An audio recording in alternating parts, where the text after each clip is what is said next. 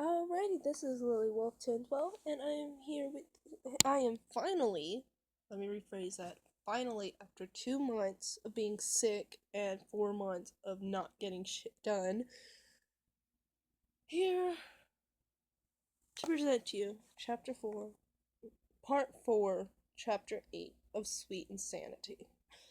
So, this one's going to be kind of long, and I hope it's juicy. Alright, this is Chapter 8, Going Home. Nina's point of view. I look at the blank screen and I sit there. It didn't move. I'm just not scared. I thought out loud, but why was I not scared? All I could see was the look in his eyes as he cut that woman. But somehow it was different than the one I saw. The one he gave me on that night was sort of sad, as if something precious to him was being taken away from him. I think of the look in his eyes as he killed her. It was pure joy, pure passion, and pure lust for her blood. It was... Why was it me? Why did he pick me? I thought to myself. I wanted to go home so badly. I get up and walk down the hallway to the back door, and sit on the porch swing that was hanging up outside. As morning rose over the sky, I could hear laughing and jesting. Jeff, wow, I should really piss you off more often. You hunt way better that way, I hear Toby say from the other room. Yeah, well, don't try it often. You might actually die for once, Jeff replied to Toby. Now walking down the hall, where is she? He demanded. I could hear the anger rising in his voice. It really is annoying that he gets mad over everything. It's kind of cute, too. Why did I just think that? Why did I me this time? I heard Toby say, with a scary kind of terrifying calm, one that would make you shiver to your bones. I can hear Ben say, she's out back doing some thinking, he said. And Jeff looked at him suspiciously. What did you do? No point in hurting you in the long run. What did you do, Jeff? She doesn't want to be here, right? Ben replied. Ben replied. Jeff looked at him with a snarling glare.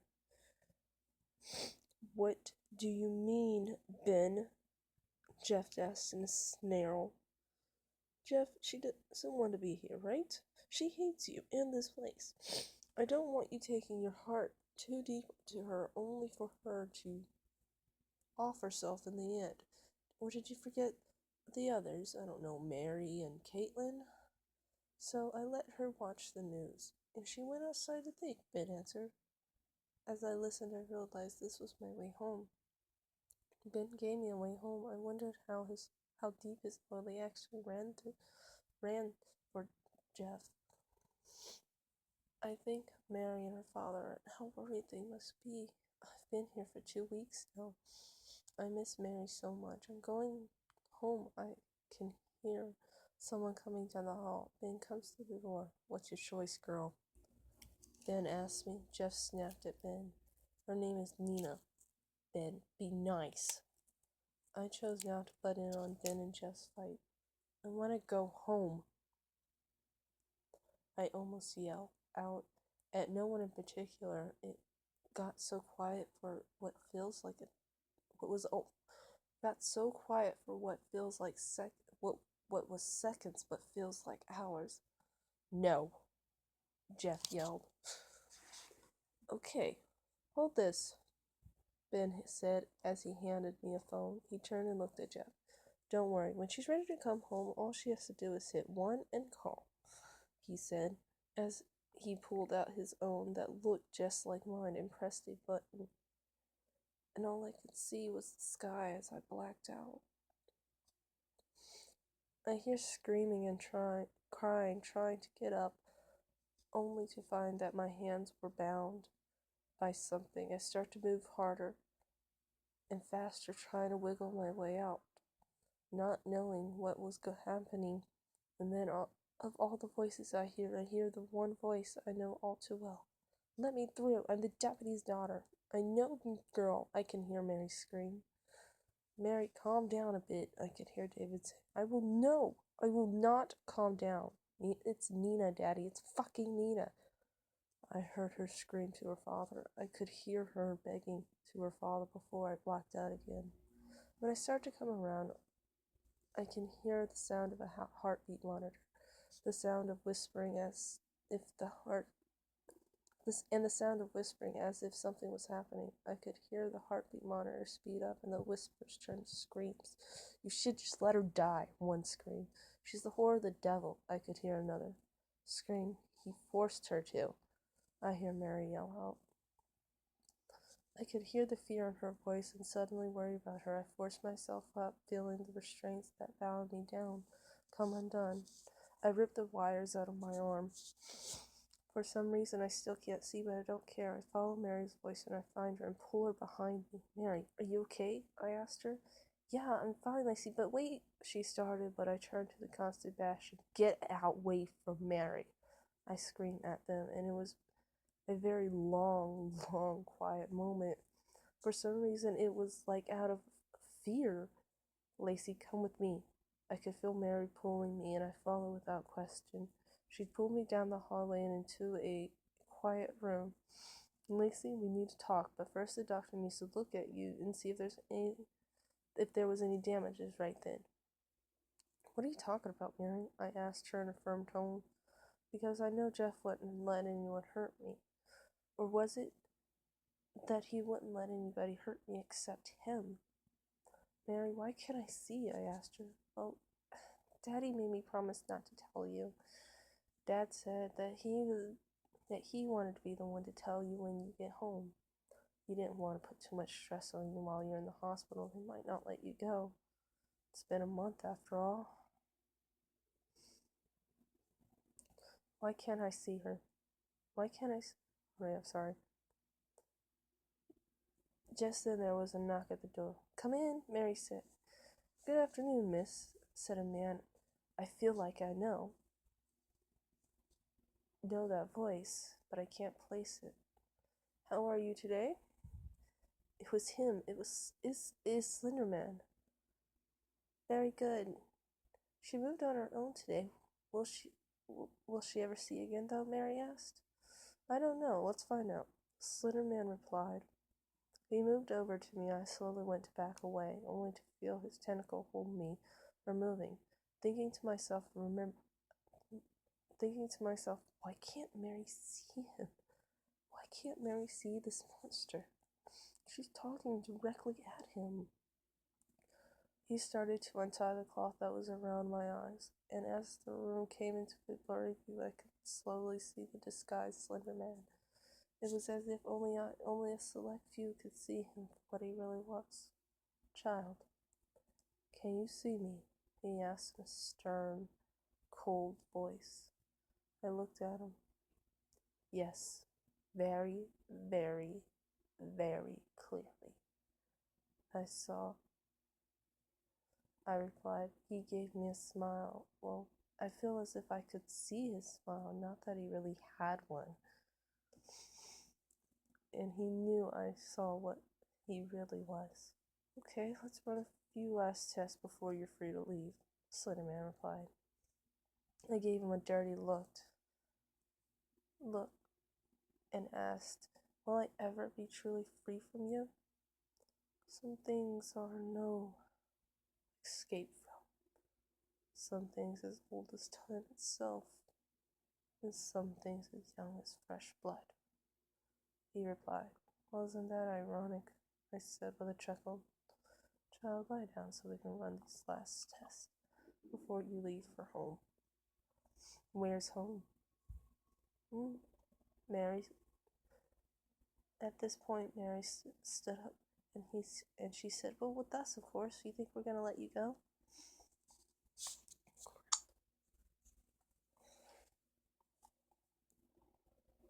I laughed. Of course not, Mary, of course not. She said, I said, I lay down on the cat scan bed. As he spends the next 30 minutes running tests. Everything is okay. Is good, and you're free to leave, he said. Mary and I checked out the hospital and went home. It was so good to be back. I had asked us to shower. It's been some time since I had one, and I smell awful. I walk into the bathroom, and as I undress, as I undress, I turn the water on, waiting for it to warm up. I go to brush my teeth, but as I look in the mirror, I let out a blood-curdling scream. Jeff's point of view. Ben, you didn't have a right to do that, Jeff screamed at Ben. Ben looked up. What part? Drugging you after I teleported her out of here? Or teleporting her out of here? Or the whole thing? Look, Jeff, don't worry, she's alive. It's cool. You can just creep back into her window, right? I'm sure if you just talk to her, she'll willingly come home. Though I sort of doubt it. Ben said this with a sort of cocky smirk Jeff could almost hear.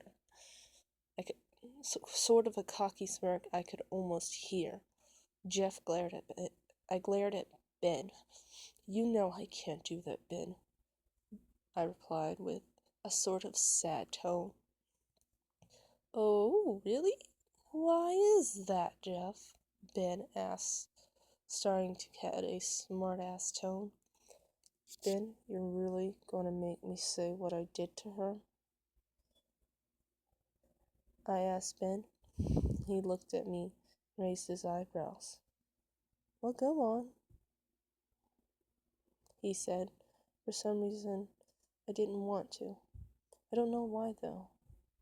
Ben spoke up.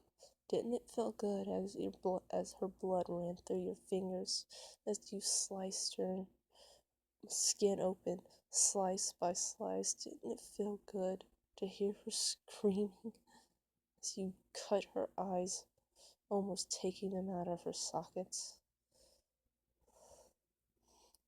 Come on, Jeff, talk about it.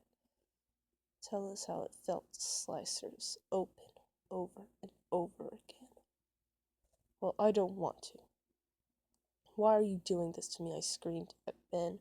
He stood up, walked up to Jeff. Because if you don't, I'll never tell Slendy that she can come home. Ben said this, and Jeff grew with rage. How could Slendy do this to me?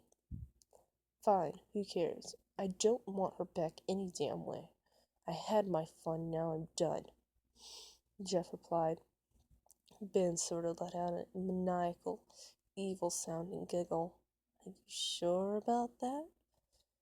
Ben giggled harder. Jeff stopped in his tracks, and for a long moment, Jeff just stood there.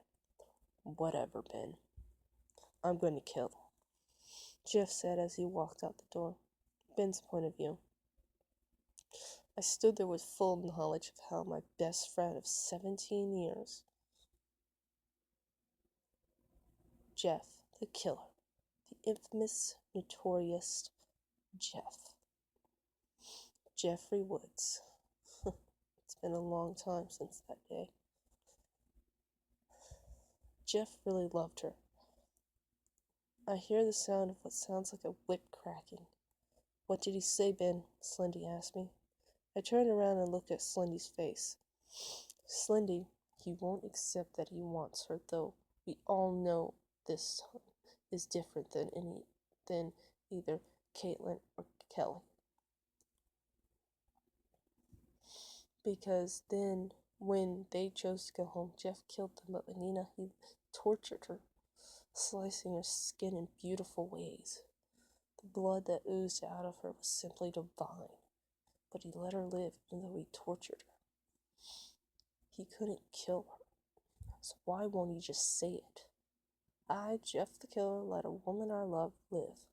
It's not that hard, Ben reported to Slendy. Lenny stood there and in a choice tone as if trying to give a report to another. Jeff's going to turn 20 in a month, and he will be one of us forever, killing and spreading horror across the world for all eternity. That is what it means to be a creepypasta. But it can get very lonely. I found my love too late. But Jeff has a chance to be happy for Ben. To be happy forever. Ben, do you know how old Nina is? Sunday asked. Ben looks sort of annoyed but angry. Annoyed and angry.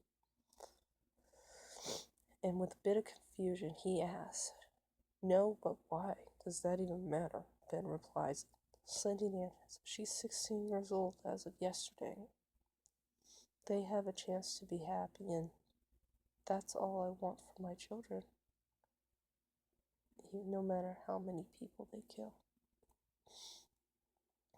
I looked at Slendy completely shocked. Chapter 9. What Once Was. 1 year later, people. 1 year later. Nina's point of view. It's been a year since I've seen Jeff, the killer. And for some odd reason, I miss him. But today I'm working at a cosplay cafe. Every week is something new. You never know what you're going to find at that store. But I love it. Don't get me wrong, I love my new life. I dropped out of school and moved to Kerry, Ireland. I will rent a room with 4 other roommates, all guys: Tom, Patrick, Murphy, and Pete. I think Pete is the cutest, though. Like I ever tell him that. We live in a 5-bedroom and 2-bath house. Seeing how I'm the only girl, they let me have the only room in the house with its own bath. The room itself is fairly small. It has a full-size bed, a tall dresser, a desk, and a half walk-in closet. It's very small and very modest. I added some posters of some bands I love: Marilyn Manson and Rob Zombie, a little bit of Dope. Oh, we can't forget Hollywood Undead, as well as a few newspaper clippings of Jeff the Killer's kills. I know it's odd, but I can't help it. "Nina, come down here. I need to talk." I hear Pete's voice call down the stairs. "Be right down," I called back. I run down. "What's up, Pete?" I asked.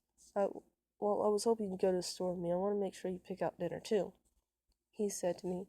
I looked at him. "Pete, you know I'm okay with whatever. I'm not really all that picky," I replied. He looked at me disappointed. Well, you're coming with me. Anyway," he almost demanded. I started to laugh out loud. "What's so funny, Nina?" he asked. I looked at him. "If you wanted to be alone with me, just ask," I told him. He blushed, putting his hand behind his neck, trying to pretend like he's scratching his neck. Will you go with me?" he asked with a shy-sounding voice. "Yeah, I'll go with you," I told him. He looked so happy that he ran up the stairs, grabbed his keys. We got in his 1998 Skyline and headed for the grocery store. We spent the 2 hours that it took to go grocery shopping, talking and laughing. We talked about a lot of things. When we get back to the house, we start bangers and mash for dinner. All of a sudden, Pete, Murphy, and Patrick and Tom start singing Happy Birthday. I turn around in surprise, knowing the only person who could have told them of my birthday would be Mary. I'm gonna kick her ass when I see her. "Oh my God, Mary, why?" I say out loud. Everyone starts laughing. "Well, this is just the beginning. Tomorrow we're going to a rave for your birthday. And it's going to be a massive party." And I started laughing. "Sounds fun." We all sit down and start eating dinner, having a few beers with dinner and chilling. One by one, everyone starts heading to sleep. Soon it's just me and Pete. We sit down on the sofa outside on the back porch. We sit there talking, laughing, and drinking, and all of a sudden he starts kissing me hard. I return the kiss, but why am I kissing back? I think to myself. But his kiss is so hard and forceful, but also sweet and passionate, and so demanding.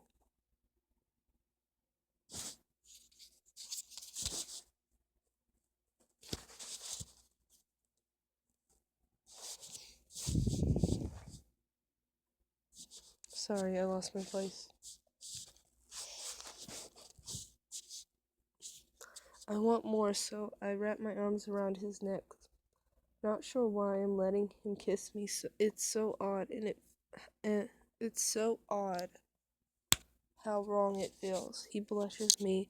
He pushes me down on my back, raising my arms above my head, feeling as if I'm trapped in his embrace. I let out a moan, real without realizing it.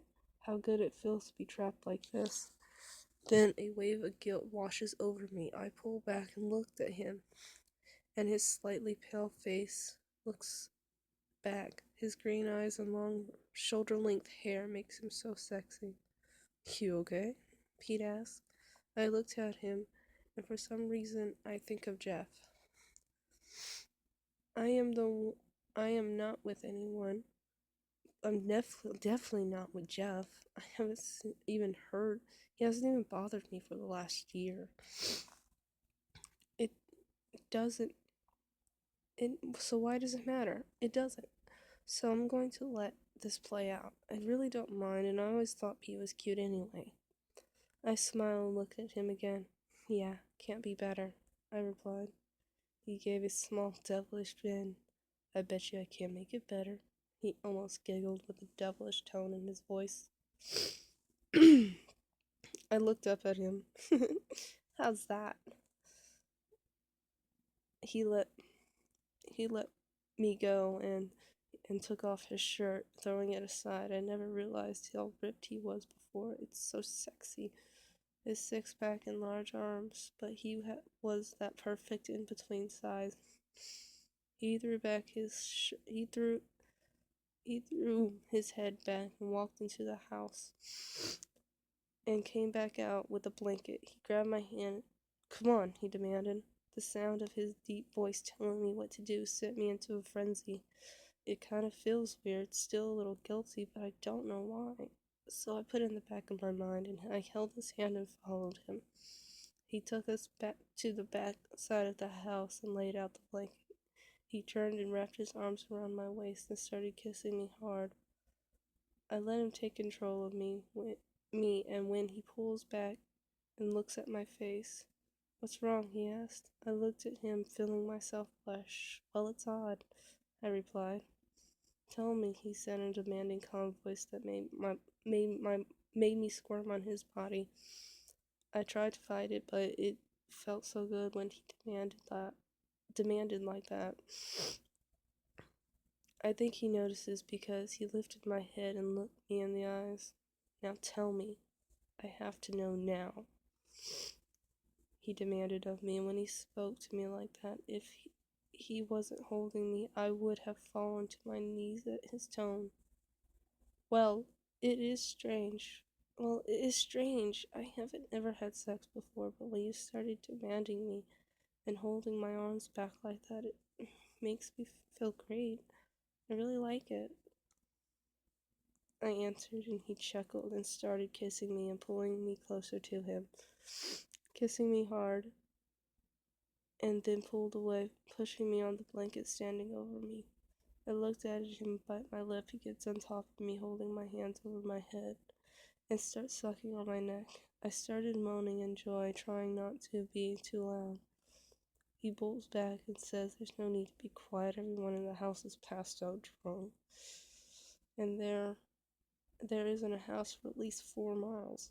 So don't worry, enjoy your first time. I smile and his lips meet mine again. He pulled a knife out of his boot and puts it under my shirt.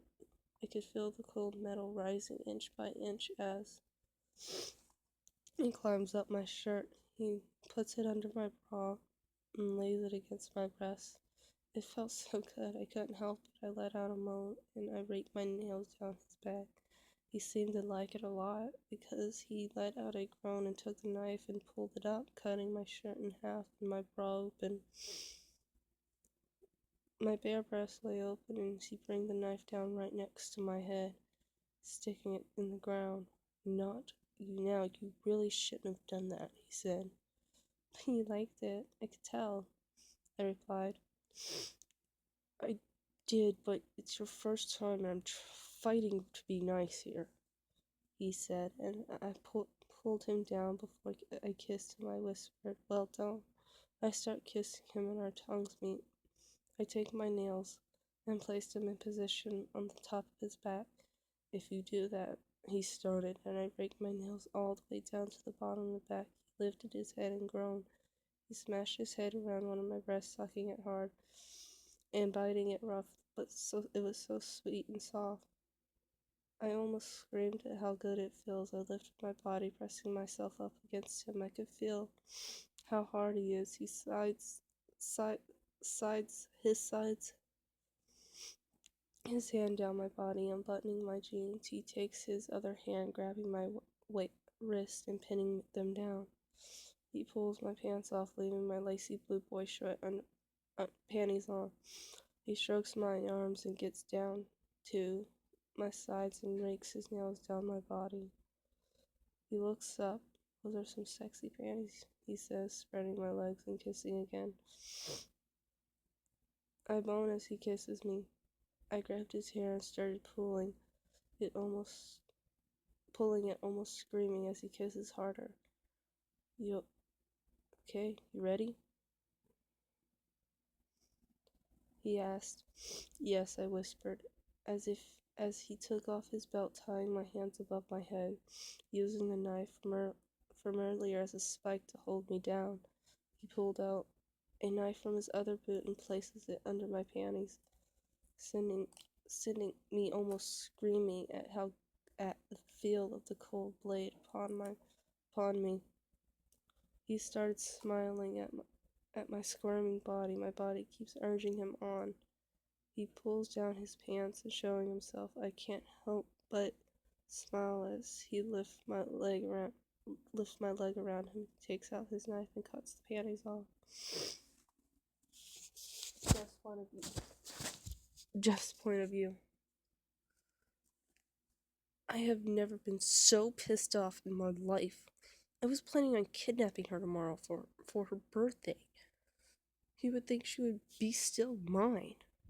No, she is still mine. She'll always be mine. And he will have to die. I'll have to torture her for this later, but for now, I'm going to have to stop this bullshit. Smile walks up to me. So what am I to do? He's not getting her virginity, I barked. I won't allow it. It's mine. So I wanted to scream so they both could hear me. Smile looked at me. So what am I doing? He asked with a sarcastic tone. Stop them, Smile, I ordered. Smile growled loudly, getting their attention. They stopped. He unties the ropes and he wraps her in a blanket. He pulls his pants on just when Smile jumps on him and starts mauling him. Just then, he stabs Smile and throws him. He grabs Nina and runs back into the house. I followed them and climbed in her window and I watched from the end of the hallway as she stitches him up. Did you have fun? He asked her. She smiled, and it filled me with even more rage. How could he make that? How could he make her smile with that sort of thing? It was ridiculous. The fact that he made her smile with such joy like that pissed me off. Yeah, but the wild dog kind of killed the mood. A little. She answered. He pulled her into a hug. Well, you can have the rest tomorrow for your birthday, he promised. She giggled a little, and it kind of made me even angrier. I wish he would just fucking die. I'll have to wait till tomorrow, though. I'm not gonna miss seeing her cry. If anybody makes her cry, it'll be because of my blade and my blade alone. She looked at him. Okay, I'm looking forward to it, she giggled. I couldn't take it anymore. I walked away into her room and found a pen and paper and left her a note.